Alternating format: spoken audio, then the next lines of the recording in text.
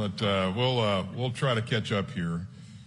First of all, in terms of the value that Sweden brings to NATO, as you know, Chris, Sweden is a strong democracy, and it's a country with a substantial military capability. They've invested over the years in modernization. We have trained with them in a number of cases, and so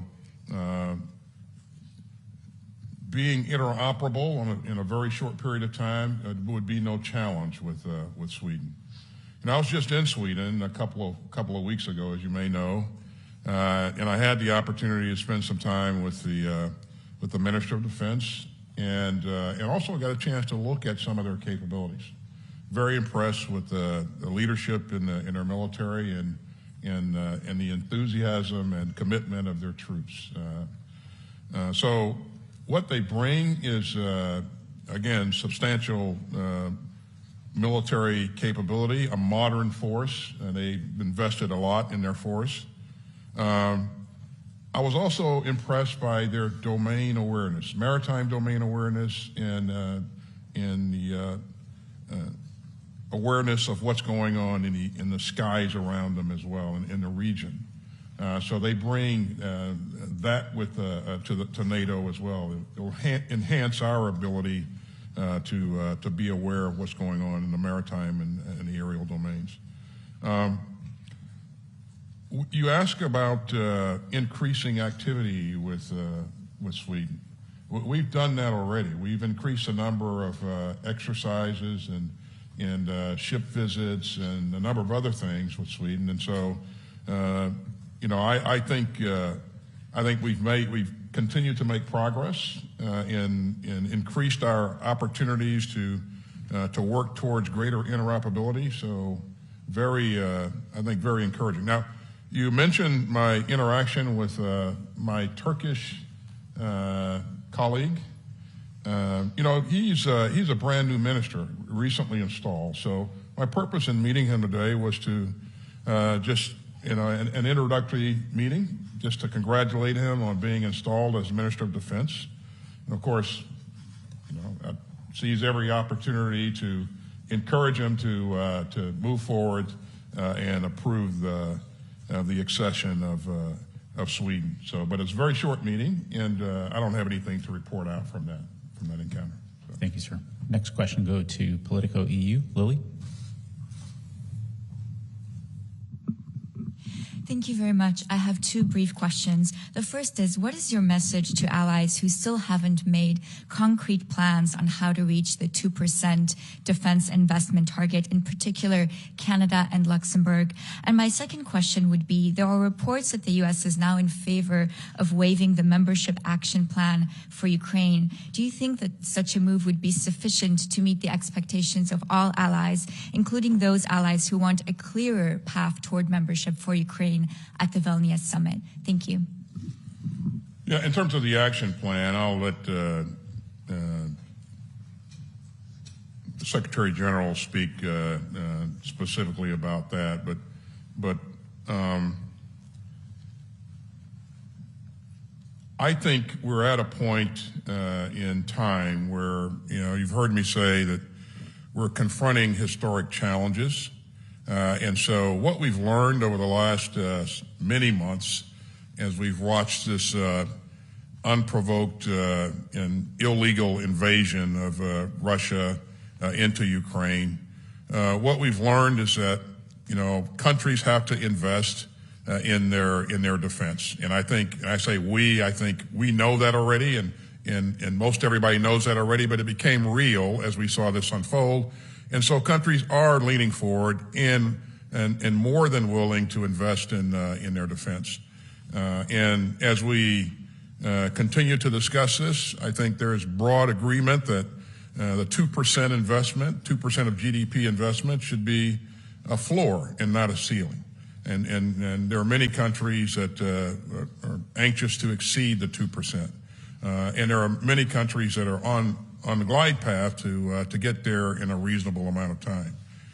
In terms of the specific countries that have not yet made it there, I would defer to to them to talk about their plan to get there. But I see broad agreement that this is a goal highly worth pursuing. So we'll continue to encourage our allies to meet that goal, because it's really, really important. We have to continue to invest in weapons and munitions and replace the weapons and munitions that we provided to Ukraine in many cases.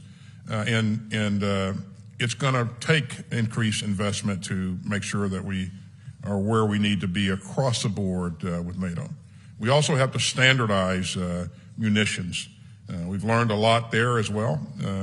And so our armaments directors are working together to make sure that, where possible, we're engaging in joint procurement activities, and so a number of things that are really good things have transpired as a result of our efforts here, but a lot of that's taken place under the auspices of the UDCG. So. Let's go to Ellie, CBS News. Thank you for doing this. As you know, Secretary Blinken is traveling to Beijing this weekend, and one of his stated goals is to improve military communications. How would you describe the current mill-to-mill communications with China, and have you reached out for a meeting with your counterpart since Singapore? Thank you.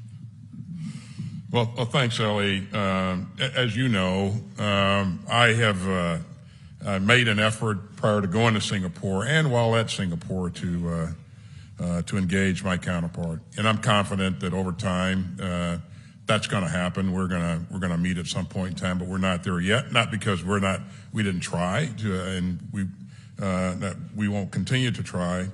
As you know, I was in Singapore a week and a half ago. I've been on the road quite a bit, and so I've not reached out since. But again, the door is open, and my phone line is open. And so they can pick up the phone and call at any time, and we'll continue to work to make sure that we have open lines of communication. Ellie, you've heard me say a number of times, I think it's important that countries with significant military capacity and capabilities have the means to talk to each other so that we can manage potential crises and make sure that, things aren't allowed to unnecessarily spiral out of control. The kind of relationship that we want to have with China is one of competition and not one of contention. So we'll continue to work to make sure that where and when possible, we open those lines of communication. So. We have time for one more question. Let's go to Elena from Suspilne, Ukraine. Secretary Austin, thank you very much. First of all, recently it was the information that appeared in the New York Times and several in other American media that the U.S. may offer Ukraine some so-called Israeli security model. Can you explain in more detail what exactly does it mean, and do you think it is a viable idea and it will be available for Ukraine as some kind of security guarantees, although I guess you know that it's not the same security guarantees as the Ukrainian side would like to receive? Thanks, Elena. I won't speak to any type of security arrangement at this point in time. What I've been focused on, what I remain focused on, is making sure that we're providing Ukraine the security assistance that it needs to be successful in this fight, Elena. And it's really important that we and our partners that are fighting the fight remain focused on this. We'll have a bilateral relationship with Ukraine going forward, as you would imagine. The people who will hammer out those kinds of arrangements are talking to each other. But again, my focus remains on making sure we get the right kinds of security assistance to Ukraine so they can be successful. And I think this is a really critical time point in time on the battlefield. So. But thanks for the question. Thank you, Mr. Secretary. Ladies and gentlemen, that's all the time we have for today. Thank you for coming.